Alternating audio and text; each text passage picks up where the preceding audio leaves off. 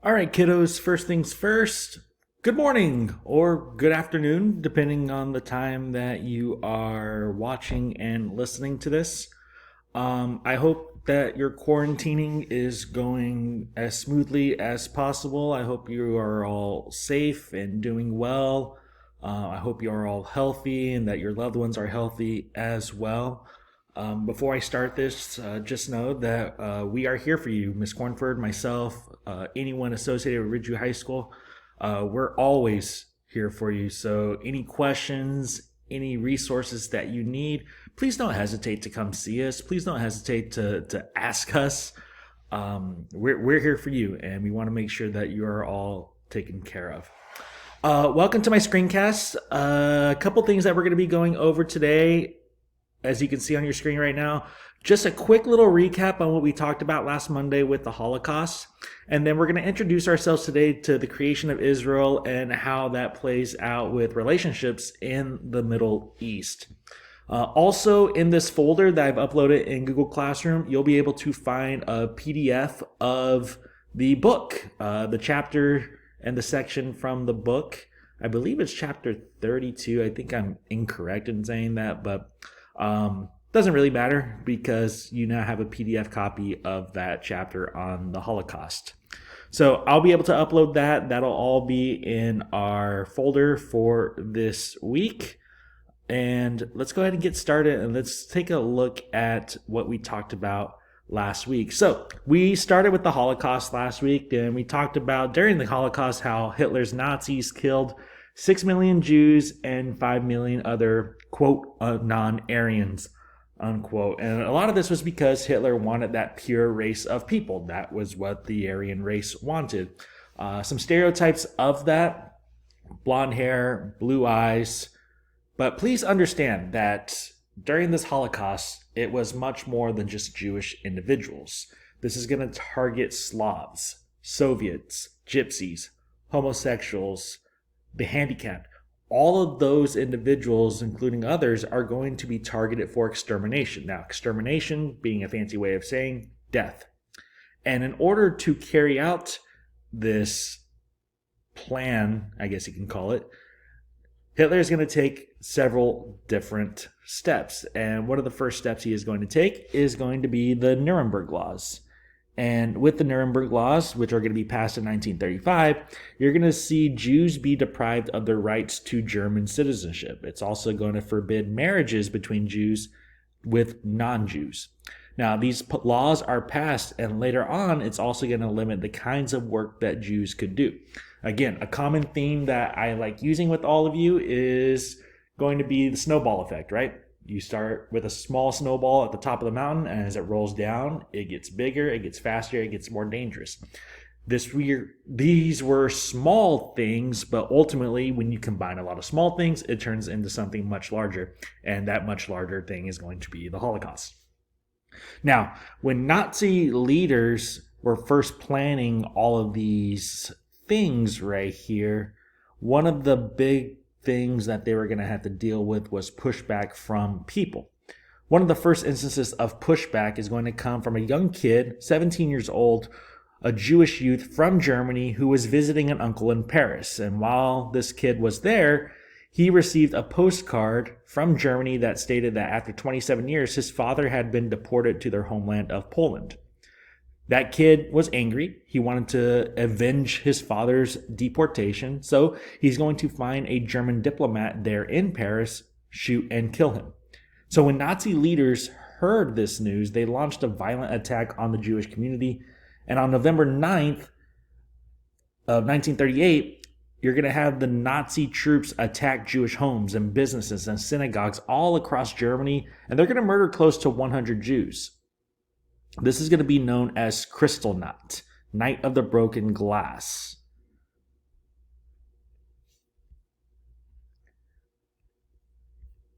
Now, also, after Kristallnacht, you're going to have a lot of Jewish individuals realize that violence against them is bound to increase. So, by the end of 1939, you're going to have a number of German Jews fleeing Germany for other countries. However, many are going to remain in Germany, and later Hitler conquered territories where a lot of the Jews where they had left for, Hitler is going to conquer those lands. So at first, Hitler favored immigration as a solution to what he called his Jewish problem, and getting other countries to continue admitting Germany's Jews became an issue. After admitting tens of thousands of Jewish refugees, you had countries such as France and Britain and the United States. They are going to abruptly close their doors to further immigration. Now, Germany's foreign minister at the time, he's going to say something along the lines of, we want to get rid of our Jews, but the difficulty is that no country wishes to receive them.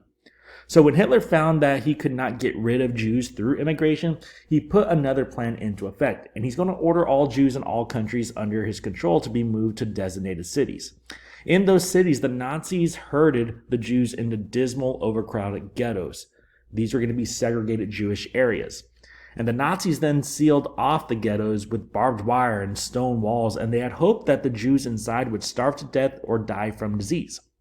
Now, even under these horrible conditions, the Jews hung on. Some formed resistance organizations within the ghettos, and they also struggled to keep their traditions. Ghetto theaters produced plays and concerts, and teachers taught lessons in secret schools, and scholars kept records so that one day people would find out the truth. Eventually, though, Hitler was going to grow extremely impatient, waiting for the Jews to die from starvation or disease, and he decided to take a more direct action, and that plan is going to be known as the Final Solution. It was actually a program of genocide, and we all know what genocide is that systematic killing of an entire people. Hitler believed his plan of conquest depended on the purity of the Aryan race, so to protect that racial purity, the Nazis had to eliminate other races and nationalities or groups that they viewed as inferior or subhuman. They included gypsies and Poles and Russians, homosexuals, the insane, disabled, incurably ill, but the Nazis focused especially on the Jews. And as Nazi troops swept across Eastern Europe and the Soviet Union, that's when the killings began. Units from the SS, which was Hitler's elite security force, moved from town to town to hunt down Jews, and the SS and their collaborators rounded up men and women and children and even babies and took them to isolated spots. They then shot their prisoners in pits that ultimately became those prisoners' graves. Jews in communities not reached by the killing squads were rounded up and taken to concentration camps. These were pretty much slave labor prisons. Now, these camps were located mainly in Germany and Poland, and Hitler hoped that the horrible conditions in these camps would speed the total elimination of the Jews. The prisoners worked about 7 days a week and as slaves for the SS or other German businesses. Guards severely beat them or killed their prisoners for not working fast enough. Meals consisted of thin soup and a scrap of bread, potato peelings, and most prisoners are going to lose about 50 pounds within the first couple of months in these camps. In these camps, Jews were examined by doctors. There was medical experiments conducted on them. Men are going to be skilled laborers. It was not an ideal situation, and that's putting it lightly. Again, genocide is the mass killing of people, and about 11 million people are going to die during this period of time, and of that 11 million, 6 million are going to be Jews. The number of kids is going to reach over 1 million. Now, these camps that I spoke about, those who were not sent to an immediate death camp, they were used in slave labor camps, they were used for medical experiments, and one of the larger camps is going to be Auschwitz. That's how you say that word down there on the bottom. Auschwitz was the largest death camp, and about 2 million Jews are going to die in Auschwitz alone. Now, when prisoners arrived at Auschwitz, the largest of the extermination camps, they paraded before a committee of SS doctors, and with a wave of the hand, these doctors separated the strong, which were mostly men, from the weak, which were mostly women, young children, the elderly, and the sick. Those labeled as weak would be sent to die that day. They were told to undress for a shower and then led into a chamber with fake shower heads. After the doors were closed, cyanide gas poured from the shower heads.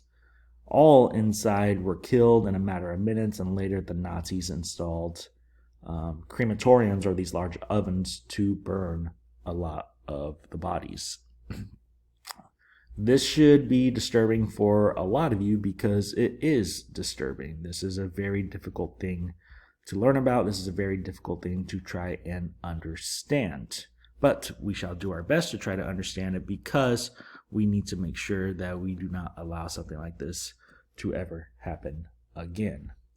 Now, after the Holocaust, we're going to have to learn about the Nuremberg laws. And during the Nuremberg laws, you're going to see some of these individuals charged with crimes against humanity, as they should be for good reason, as you all know the very negative things that come out of the Holocaust. So during these Nuremberg trials, after 6 long years of war, you're going to have the Allies finally win, but now it has to clean up a lot of the negativity and the devastation all within Europe. You have to remember, during World War II, close to 40 million Europeans had died. 2/3 of those are going to be civilians. While nations were struggling to recover politically and economically, they also tried to deal with the issues of war crimes. During 1945 and 1946, an international military tribunal representing 23 nations put Nazi war criminals on trial in Nuremberg, Germany, hence the name the Nuremberg Trials. 22 Nazi leaders were charged with waging a war of aggression. They were also accused of committing crimes against humanity with the murder of 11 million people. Adolf Hitler, his SS chief Heinrich Himmler, and the Minister of Propaganda Joseph Goebbels had all committed suicide long before the trials began. However, you're going to have a lot of high-ranking Nazi leaders remain to face the charges. You're going to have some people who were found guilty, and they're going to be sentenced to life in prison themselves. Some are even going to receive death sentences, but they're going to cheat the executioners and they're going to commit suicide instead. You're going to have a lot of Nazi leaders who are hung in public on October 16th of 1946.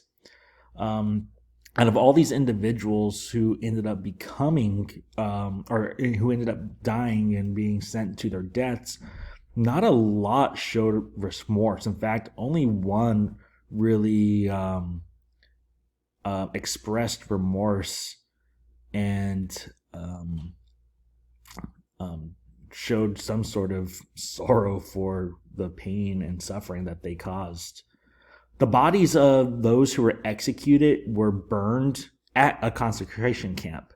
That concentration camp was called Dachau, and those dead bodies were then cremated in the very same ovens that had burned so many of their victims.